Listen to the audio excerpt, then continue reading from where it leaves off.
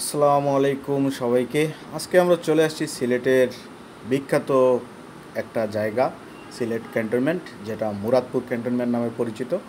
আসলে ক্যান্টনমেন্টের ভিতরে ঢুকলে একটা আলাদা রকম ফিল মনে হয় বাংলাদেশ থেকে আলাদা কোনো একটা জায়গায় চলে আসছি, যেখানে শৃঙ্খলাবোধ, নিয়মকানুন, নিয়মানুবর্তিতা সব কিছু মিশে যেন বাংলাদেশ থেকে আলাদা একটা পরিবেশ। আর মনে হবে না কেন, ক্যান্টনমেন্টটা আসলে যত বড়, মানে এত বড় এলাকা জুড়ে এই ক্যান্টনমেন্টটা নির্মাণ করা হয়েছে, সত্যি অবাক করার মতো বিষয়। তো আমরা সেখানে একটা কাজে গিয়েছিলাম। মূলত গেটে আমাদেরকে গেট পাস নিতে হয় এবং প্রত্যেককে একটা করে আইডি দেখতে পাচ্ছেন আমাদের গলায় ঝোলানো। এরকম প্রত্যেকেরই একটা আইডি আছে, যেটা দিয়ে আপনি ভিতরে ঢুকতে হবে। এবং আপনি যে ঢুকবেন, কোন পারপাসে ঢুকতেছেন, সেগুলো সব লিপিবদ্ধ করা হবে এবং ভিতরে কার কাছে যাচ্ছেন সে সম্পর্কিত বিষয়গুলো অবশ্যই জিজ্ঞাসা করে নেবে। তো সব কিছু মেনটেনেন্স ঠিকঠাক থাকলে আপনাকে ঢুকতে দিবে। আর যদি আপনার গাড়ি ঘোড়া থাকে, সেক্ষেত্রে ড্রাইভিং লাইসেন্স, গাড়ির কাগজপত্র, মানে ট্রাফিক রুলসে যেসব বিষয় লাগে সব কিছুই এখানে মেনটেন করা হয় 100%। তো আমরা ভিতরে এসে আমরা একটা জায়গায় লেআউটের কাজ করতেছিলাম। এখানে নতুন একটা বিল্ডিং হবে, আর চারপাশে ক্যান্টনমেন্টে সুন্দর সুন্দর বিল্ডিংয়ে ভরা। আর সব কিছুই মানে পরিবেশটা একটু আলাদা রকম রাখতেছিল। এখানে পুকুরগুলো আছে, এই পুকুরগুলো একসময় ভরাট করে নতুন নতুন ভবন নির্মাণ করা হবে। এই পুকুরগুলোতে অনেক পরিমাণ মাছ পাওয়া যায়, যেটুকু শুনতে পাইছি এখানে। এবং এই হলো আমাদের টোটাল স্টেশন মেশিন। এই জায়গাটাতে আমরা লেআউটের কাজ করতেছি। তো আমরা পুরো সিলেট বিভাগে এই ধরনের জায়গা জমি জরিপের কাজগুলো করে থাকি, মাপযোগের কাজগুলো, বিল্ডিং লেআউট, বিল্ডিংয়ের পজিশন নির্ধারণ, যাবতীয় বিষয়গুলো। আর এগুলো আমরা ডিজিটাল মেশিনের সাহায্যে করি, যার ফলে এই মাপগুলো 100% নিখুঁত হয়। এখন তো ডিজিটাল যুগ, ফিতার যুগ তো আর নেই, তাই ডিজিটাল মেশিনের সাহায্যে মাপ করতে চাইলে আপনারা স্ক্রিনে দেওয়া নাম্বারে যোগাযোগ করতে পারেন। এটা হলো ক্যান্টনমেন্টের একটা সুন্দর মসজিদ, যে মসজিদের ধার ঘেঁষে আমরা যাচ্ছিলাম, দৃষ্টিনন্দন।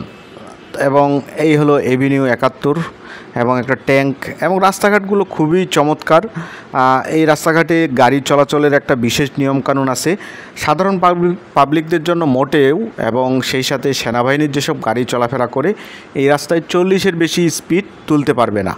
এবং কিছু 500 রাস্তা রয়েছে যেগুলোতে স্পিড লিমিট মাত্র 30।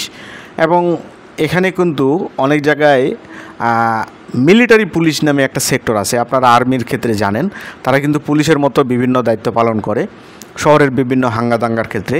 এবং ভিতরেও কিন্তু এখানে ট্রাফিক নিয়ন্ত্রণের জন্য অনেক আর্মি রয়েছে, যারা এইসব গাড়িকে পর্যবেক্ষণ করে, স্পিড গান নিয়ে দাঁড়িয়ে থাকে।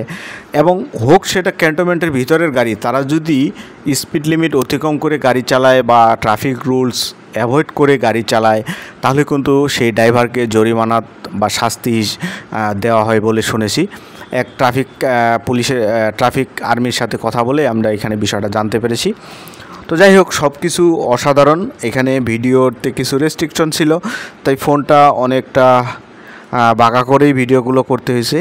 এবং অনেকগুলো ফলমূলের গাছও পেয়েছি, এখানে কামরাঙ্গাগুলো পেকে একাকার হয়ে গেছে। আর কিছু পেঁপেও খেলাম, পেঁপেগুলো অসাধারণ। এবং ক্যান্টনমেন্টের পাশেই একটা নদীর মতো হাওর বয়ে গেছে, সম্ভবত নদীই হবে, ছোটো ছোটো নদী। মানে সব মিলিয়ে বলতে পারেন যে একটা সুন্দর জায়গা, যেখানে তারা ট্রেনিং করে। এবং আপনারা দেখলেন ভিডিওতে, অনেক জায়গায় আর্মিরা ট্রেনিং করতেছিল, তাদের প্রতিদিন নানা ধরনের প্রশিক্ষণের মধ্য দিয়ে যেতে হয়। তো সব মিলিয়ে দারুণ একটা পরিবেশ তাদের থাকার জন্য। তাদের খাওয়া দাওয়াটার ব্যবস্থা এখানে, মানে ক্যান্টনমেন্টের ভিতরে আপনার জীবন ধারণের সব জিনিসগুলো তারা পেয়ে যায়, বা যেগুলো লাগে তারা বাইরে বড় বড় ট্রাক দিয়ে নিয়ে যায়।